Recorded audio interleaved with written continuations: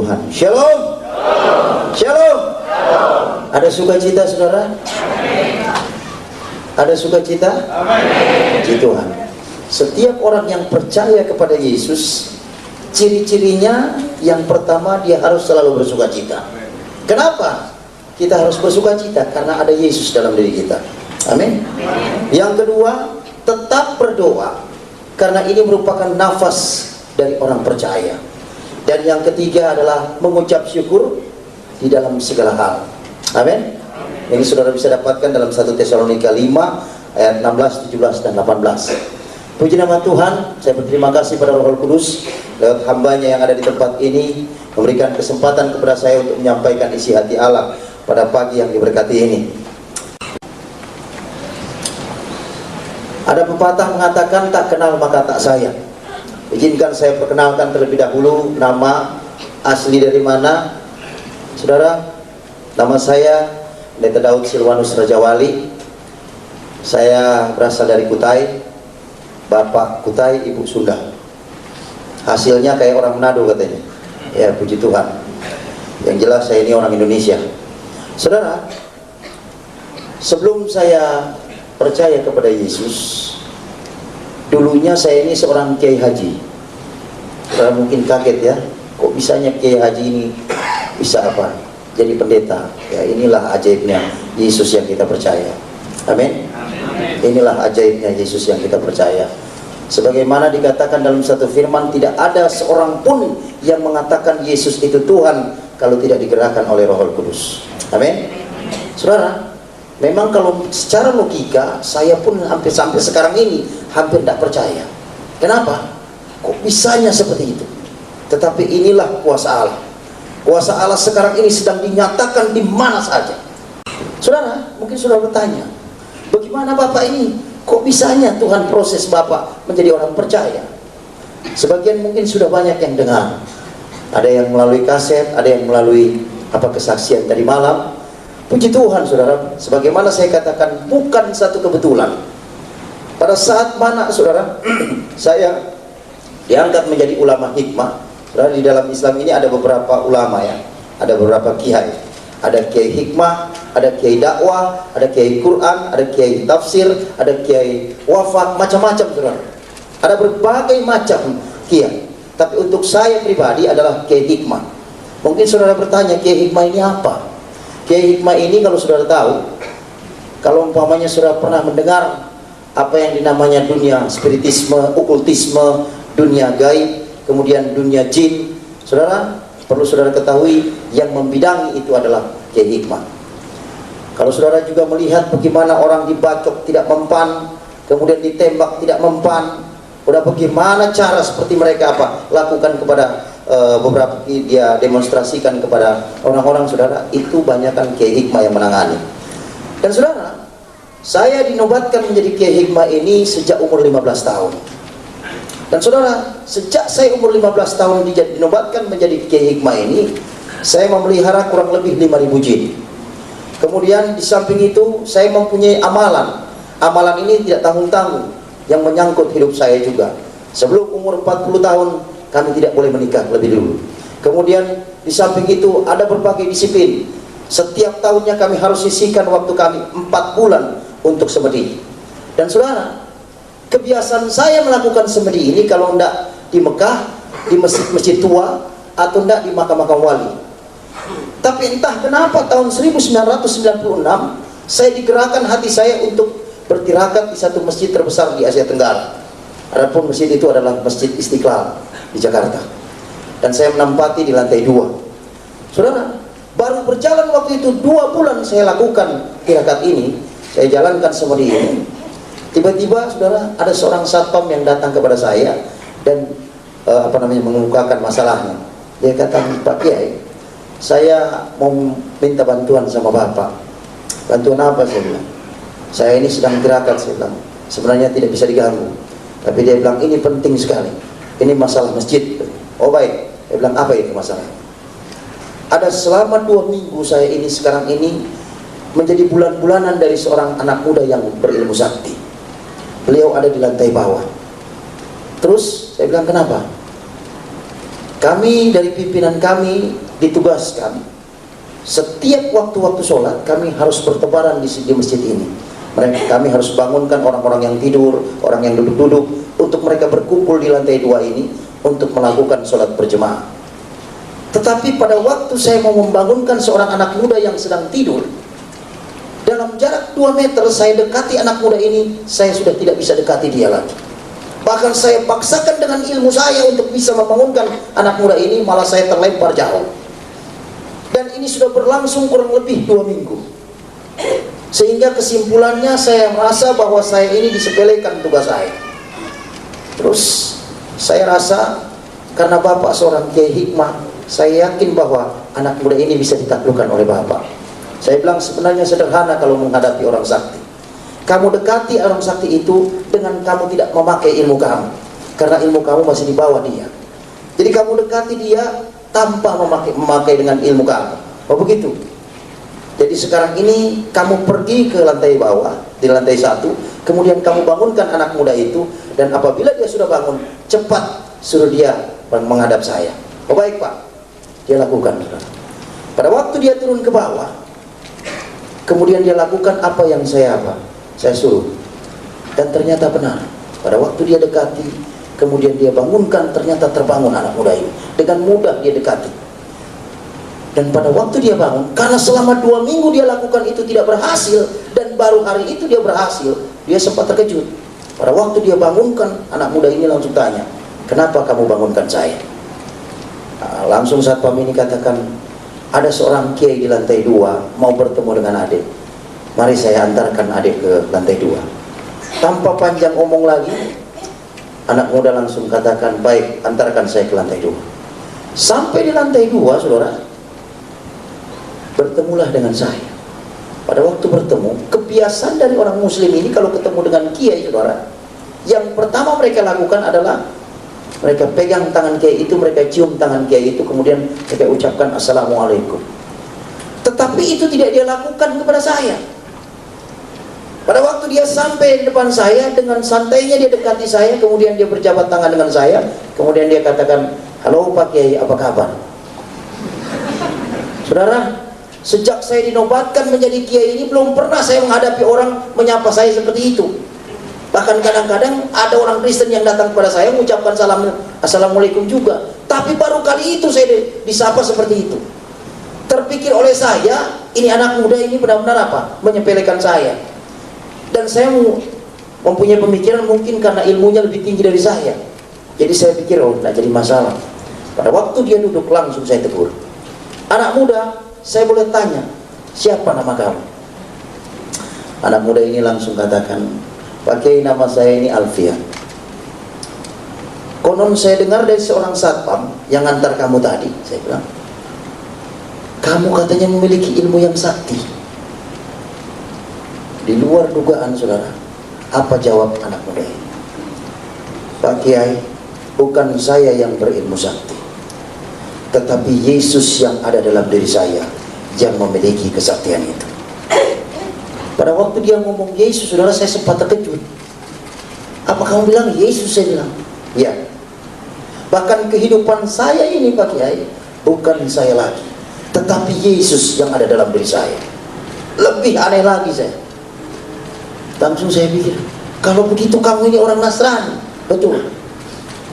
Dalam pikiran saya, anak muda ini mungkin datang ke masjid ini dalam rangka untuk dia ini mau masuk Islam. Kenapa? Tahun 96 itu saudara bisa lihat keadaan Indonesia ini ya, khususnya tanah di daerah Jawa ini, ada banyak gereja dihancurkan, ada banyak orang-orang apa? Orang-orang percaya dikejar-kejar, ada banyak orang-orang percaya bahkan dibantai.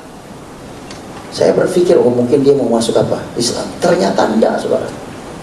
Pada waktu saya tanyakan dia, Alfian, kamu ini seorang Nasrani, tapi kok kenapa kamu ini tinggal di dalam masjid?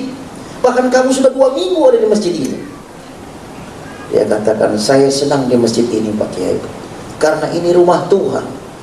Saya bilang, nggak salah kalau kamu katakan ini rumah Tuhan. Cuman sekarang saya mau tanyakan, kenapa kok kamu tidak bermitra dengan orang Kristen yang lain? Kamu tidak ke gereja, tidak bersekutu dengan orang-orang Kristen yang lain. Dengan tenang Alfian katakan, perlu Pak Kiai ketahui bahwa sekarang ini gereja sedang sakit. Saya bilang, sakit apa? Ada banyak orang-orang Kristen, mereka datang ke gereja bukan menyembah Allah dalam roh dan kebenaran, bukan mereka yang membaca kebenaran firman Tuhan, bukan mereka untuk memuji nama Tuhan, tetapi mereka mengagung-agungkan akan golongan mereka. Mereka katakan, golongan kamilah yang benar, golongan kamilah yang akan ke surga, golongan Kristen kamilah yang akan masuk ke dalam kerajaan surga, sementara golongan Kristen yang lain itu tidak masuk dalam kerajaan surga. Padahal mereka itu adalah satu kesatuan tubuh Kristus. Mendengar seperti itu, langsung saya tanyakan lagi, bagaimana dengan kamu? Untuk saya pribadi, Pak, saya tidak perlu khawatir karena di dalam diri saya ada Yesus. Saudara, setiap kali dia ngomong selalu tidak pernah dia apa? Tidak pernah dia tidak selipkan Yesus. Sehingga membuat saya bertanya, saya pikir siapa ini Yesus ini? Langsung saya tanyakan kepada Alfian, Alfian, dari tadi kamu selalu mengalaskan Yesus, selalu Yesus. Sebenarnya Yesus itu siapa sih? Apa Alfian katakan? Bapak ingin dengarkan apa Yesus ini? Oh ya, saya bilang. Tidak tanggung-tanggung, dia saksikan Yesus itu dari jam 4 sore sampai jam 10 malam. Dia saksikan dengan begitu berapi-api mengenai Yesus ini. Herannya dari jam 4 sore sampai jam 10 malam itu, mulut saya ini terkatup hanya mendengarkan kesaksian dia. Dan saudara, setiap dia pekikan nama Yesus, ada kurang lebih 148 ilmu yang ada dalam diri saya, satu persatu hilang kuasanya.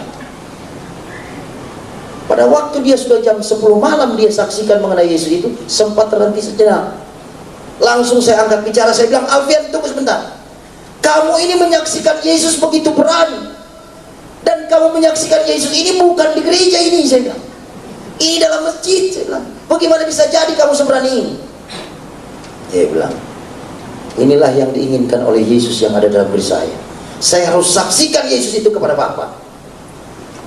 Saat itu sempat saya agak sedikit marah, saudara, karena dia begitu tegas menunjuk kepada saya. Saya bilang, baik, kalau kamu katakan seperti itu, sekarang ini kamu akan saya tahan di tempat ini. Saya akan tes Yesus yang ada dalam diri kamu dengan satu catatan. Apabila Yesus yang ada dalam diri kamu kalah dengan ilmu saya, maka besok juga kamu harus ucapkan 2 kalimat syahadat dan kamu harus ikut sholat subuh berjemaah bersama saya di lantai 2 ini. Kamu siap terima tantangan saya? Alfian dengan tenang dia katakan, kalau itu yang diinginkan oleh Yesus yang ada dalam diri saya, maka saya akan terima tantangan Bapak di dalam nama Yesus. Hilang lagi ilmu satu, saudara. Saat seperti itu, saya sempat sadari bahwa di dalam nama Yesus ada kuasa. Saya sempat berpikir, luar biasa ini anak muda ini. Anak muda itu kurang lebih umurnya sekitar 25 tahun. Dia tahu persis bahwa Yesus ada di pihak dia. Dia tahu persis kapasitas Yesus yang dia percaya.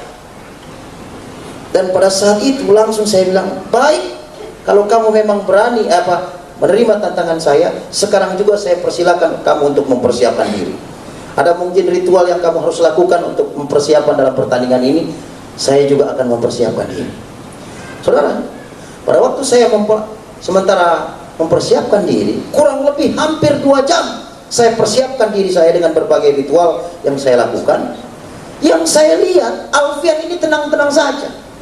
Tidak ada satu reaksi apapun yang dia lakukan.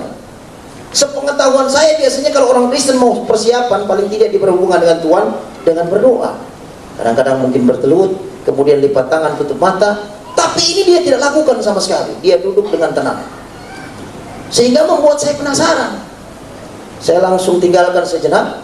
Saya punya persiapan. Saya dekati dia. Alfian, boleh saya tanya sebentar? Oh boleh Pak, silakan.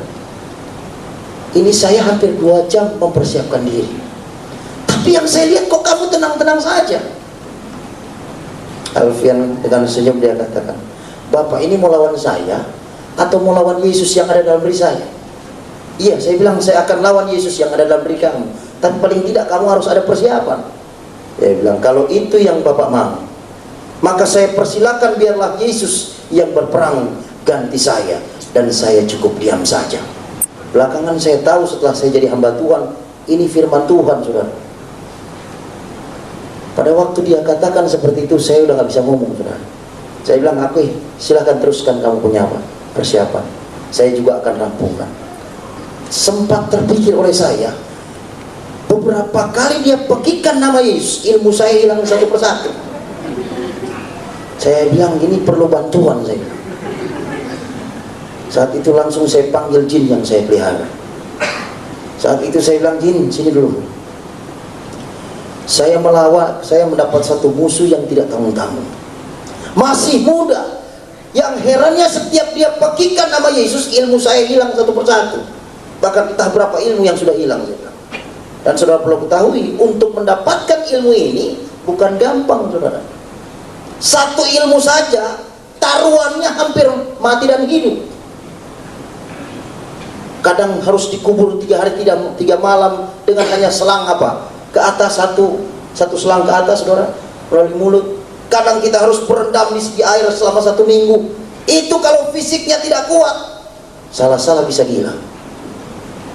Tapi herannya, saudara, ilmu yang sudah begitu susah saya dapatkan hanya dalam nama Yesus, takluk. Saudara bisa bayangkan bagaimana kuasa nama Yesus ini. Dan saat itu langsung saya bilang, bagaimana saya harus hadapi dia. Ternyata jin ini sudah mengantisipasi selama 2 minggu kedatangan dari Alfian ini. Dia katakan, Pak Kiai, waktu dia datang ke masjid ini, kedatangannya saja tidak diketahui, tiba-tiba sudah ada di tempat ini. Lebih herannya lagi, seorang satpam yang mau dengan tulus mau membangunkan dia sholat, dalam jarak 2 meter sudah terlempar. Itu dia dalam keadaan tidur. Kami pikirkan kalau umpamanya dia melek, lebih parah lagi nantinya. Lalu bagaimana saya bilang harus hadapi dia? Apa dia katakan? Waktu itu Bapak tidak memberikan mandat kepada kami. Tapi kalau Bapak memberikan mandat kepada kami untuk menghancurkan Yesus yang ada dalam diri Alfian ini, terlalu kecil, karena kami armadanya kurang lebih 5.000. Oh baik, sekarang ini saya andalkan kamu. Karena selama ini saya andalkan kamu, tidak pernah saya kecewa. Maka sekarang ini saya andalkan kamu. Apa syarat? Syaratnya adalah Bapak harus tidur dan anak muda itu harus tidur, dan kami akan lawan Yesus yang ada dalam dirinya. Oh begitu? Baik. Saya langsung pergi ke anak muda ini, kemudian saya bilang, Alfian, ada aturan main dalam pertandingan ini. Kamu harus tidur dan saya juga harus tidur. Dan Yesus yang ada dalam diri kamu akan berperang dengan ilmu saya. Kamu siap menerima ini aturan main ini? Dengan tenang dia katakan, kalau itu yang Yesus inginkan dalam pertandingan ini, maka saya terima dalam nama Yesus. Hilang lagi satu, saudara.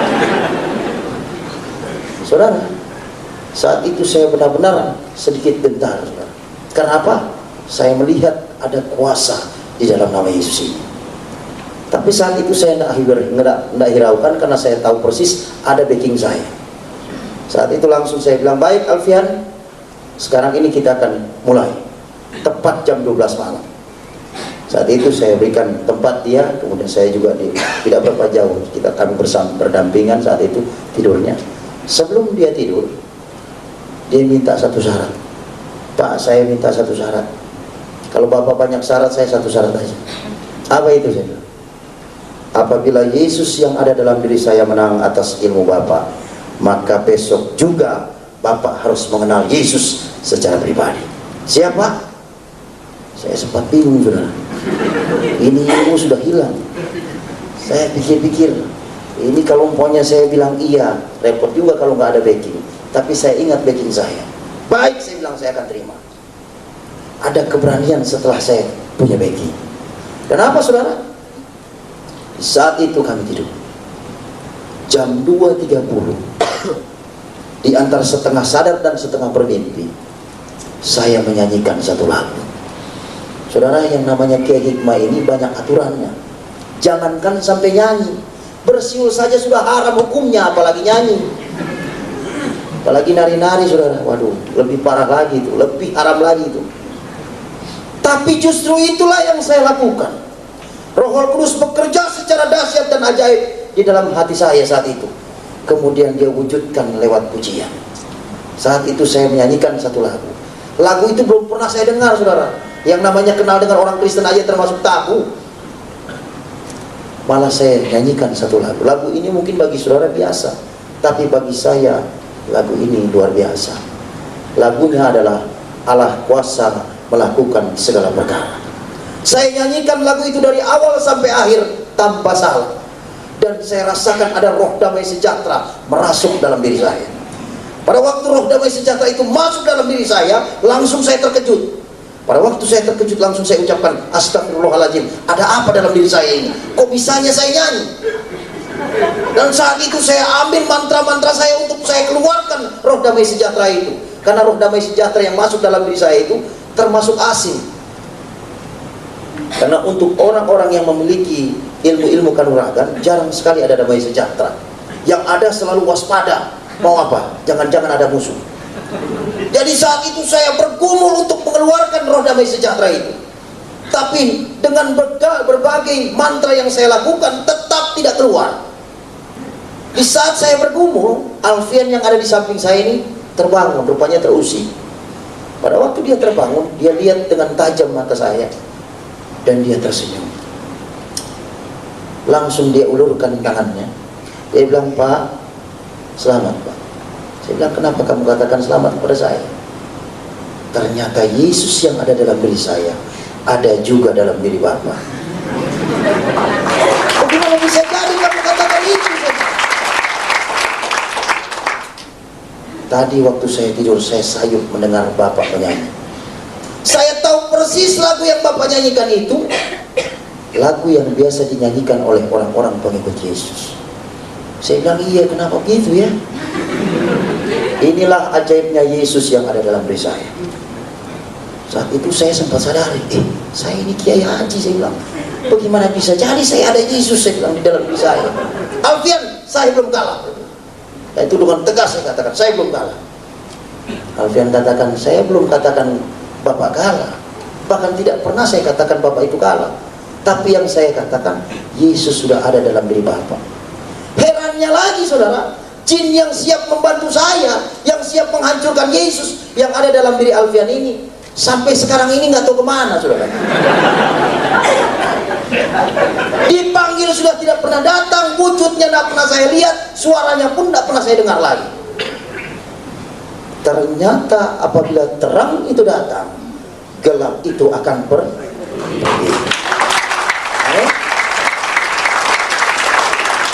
Ada banyak orang tidak mengerti masalah ini. Sudah Yesus masuk dalam dirinya, selalu katakan, saya ini masih begini. Wah, saudara, ini nggak ngerti namanya. Amin. Di mana 2-3 orang berkumpul atas nama Tuhan, Dia ada di sini. Tidak ada kuasa kegelapan yang bisa tahan apa di hadapan hadirat Allah. Amin. Saat itu tetap saya tidak bisa terima, saudara. Saya bilang, Alfian, kamu tahu saya ini seorang pemimpin umat, bagaimana bisa jadi kamu katakan seperti ini? Ya, dia bilang, kalau Yesus sudah ada dalam diri Bapa, Dia sudah berkenan dalam hidup Bapa, Dia tidak akan keluar sampai kapanpun. Lebih bingung lagi saya. Dia bilang, ini gimana kalau begini? Tapi tetap saya tidak bisa terima. Di saat mana setiap kali saya bergumul terus untuk mengeluarkan roh damai sejahtera itu, tepat jam 4.30, setengah 5, azan subuh berkumandang. Saya bilang, Alfian, saya langsung potong cerita, saya bilang, Alfian, sekarang ini udah sholat subuh, saya bilang. Saya harus pimpin sholat subuh di tempat ini. Kamu mau ikut atau enggak? Alfian katakan, tinggalkan saya di tempat ini bersama dengan Yesus. Silahkan kalau Bapak mau memimpin sholat subuh. Saat itu langsung saya bergegas meninggalkan dia, dan saya memimpin sholat subuh.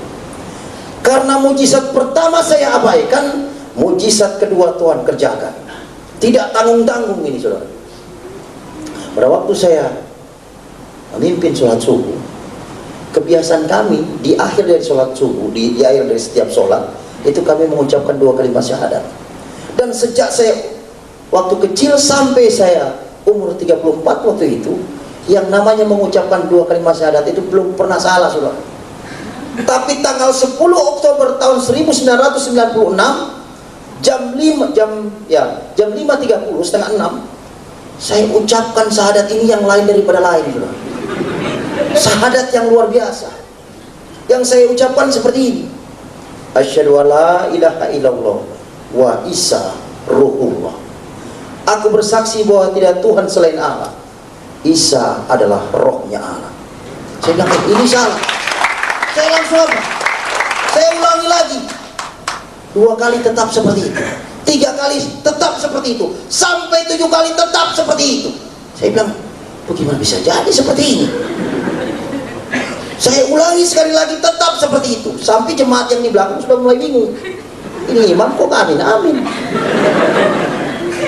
Karena lisan itu, saudara, kami ucapkan secara perlahan, tidak terdengar dengan orang di belakangnya. Jadi hanya kami dengan Tuhan yang tahu. Saat itu saya bergumul terus, karena apa? Saya harus perbaiki syahadat itu, karena apa? Apabila syahadat itu tidak benar, maka sholat itu tidak sah. Jadi saya tetap bergumul untuk apa? Memperbaiki syahadat itu, tapi tetap seperti itu. Baru saya ingat, apa kata Alfian? Bahwa di dalam diri saya sudah ada Yesus. Entah bagaimana, saudara, pikiran saya itu langsung dijamah Tuhan. Saat itu langsung saya pasrah. Dan saya ucapkan di pengimaman itu, Yesus atau Isa Al-Masih, apabila Engkau Tuhan dan Allahku yang harus aku sembah mulai saat ini, dan mulai saat ini aku ikrarkan di hadapanmu bahwa Engkaulah juru selamat pribadiku. Di saat mana saya lakukan itu, saudara, ada sukacita besar yang masuk dalam diri saya. Saya rasa begitu luar biasa saat itu. Saya sukacita, ada damai sejahtera, karena saya sudah izinkan itu masuk dalam diri saya. Dan apa, saudara? Saya saking sukacitanya, saya udah lupa mau mengulangi lagi. Langsung saya ucapkan salam kiri kanan, berjabat tangan dengan jemaat, langsung saya bergegas menemui Alfian. Saking sukacitanya, pikir saya Alfian ini sudah pergi.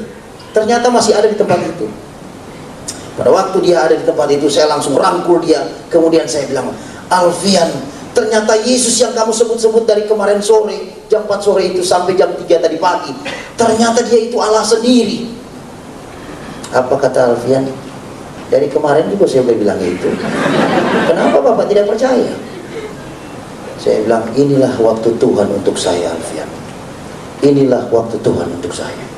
Sekarang saya mau tanya pada kamu. Menurut kitab kami, bahwa Nasrani dan Yahudi atau Kristen ini terbagi atas 77 golongan, dan hanya satu yang diterima di sisi Allah. Sekarang saya mau tanya, golongan mana yang diterima di sisi Allah ini? Saya akan ikuti itu. Apa kata Alfian? Pak, jangan ikut dengan golongan, karena ini merupakan penyakitnya orang Kristen. Golongan ini tidak akan menyelamatkan. Tapi ikutilah jejak Yesus. Apa yang Yesus lakukan, itu yang Bapak kerjakan. Apa yang Yesus tidak lakukan, jangan Bapak kerjakan. Hanya itu. Hanya itu, ya. Tepat jam 7 pagi, saat itu Alfian mohon pamit. Dia katakan, Pak, sekarang ini semuanya sudah selesai. Ya, saya bilang sudah selesai. Saya sekarang ini mohon pamit. Saat itu langsung saya antarkan dia ke gerbang. Dan herannya, saudara, sejak jam 4 sore sampai jam 7 pagi itu, tidak terpikir oleh saya, tanya dia alamatnya di mana, asli dari mana, orang tuanya di mana, keluarganya di mana. Tidak pernah saya tanya. Yang terngiang-ngiang dalam pikiran saya itu adalah kesaksian dia mengenai Yesus. Dan pada waktu dia mau berpisah, dia sempat pegang erat-erat tangan saya. Dia bilang, Pak Kiai, selamat berjalan bersama dengan Yesus. Pandang Yesus, jangan pandang manusia, sampai kita bertemu di kerajaan surga. Mulai saat itu Alfian itu entah kemana. 3 tahun saya mengenyam pendidikan sekolah tinggi teologi, dan saya mendapat predikat yang terbaik. Di saat mana saya menggenggam akan ijazah yang sudah diberikan, saya langsung masuk ke kamar. Saat itu saya menangis dan saya berdoa, Tuhan, siapa Alfian itu? Aku bertanya sekarang juga, Dia telah perkenalkan aku dengan engkau, dan sekarang ini engkau telah memilih aku menjadi hamba-Mu. Sekarang ini aku bertanya kepadamu, siapa Alfian itu? Dan apa saudara? Jawab Tuhan lewat doa. Daud, aku kirimkan malaikatku untuk menyelamatkan jiwamu dari api neraka. Saudara, untuk seorang yang banyak melukai hati Tuhan, ternyata jiwanya masih berharga di mata Tuhan. Tapi untuk mengenal Yesus ini bukan berarti tanpa harga, saudara. Ada harga besar yang harus saya bayar. Saya harus diusir dari umat yang saya pimpin. Saya harus apa? Melepaskan semua atribut dunia saya. Saya harus lepas dengan kawan saya yang paling akrab, yaitu jin. Ya, itu saya punya kawan akrab sudah sejak saya umur 15 tahun. Lebih parahnya lagi, orang tua yang justru mengandung saya dan melahirkan saya tidak mengakui lagi saya sebagai anak. Pahit, saudara. Tetapi puji Tuhan, Yesus katakan dalam Matius pasal 11. Saudara bisa lihat ini, saudara. Matius pasal 11 ayat yang ke-28. Saat itu saya dapat firman ini yang pertama. Dikatakan, marilah kepadaku semua yang letih lesuh dan berbeban berat, aku akan memberikan kelegaan kepadamu. Pikulah kuk yang kupasang dan belajarlah kepadaku, karena aku lemah lembut dan rendah hati, dan jiwamu akan mendapat ketenangan. Sebab kuk yang kupasang itu enak dan bebanku pun ringan. Saudara, pada saat saya dapat firman ini, saya dapat penghiburan. Tidak tanggung-tanggung saya sempat dapat kutukan dari umat yang saya pimpin. Ini yang namanya kiai murtad yang siap hidup melarat seumur hidup. Saudara, kutukan ini tidak tanggung-tanggung. Tapi puji Tuhan, murtadnya saya ini malah kenal Yesus, saudara. Yang bukan membuat saya ini semakin melarat, saudara, semakin melarat seumur hidup, malah tetap naik, bukan turun. Jadi kepala, bukan jadi ekor. Ini indahnya kita bertemu dengan Yesus. Ada banyak sekarang ini tawaran keselamatan, tetapi keselamatan yang hakiki hanya ada pada Yesus.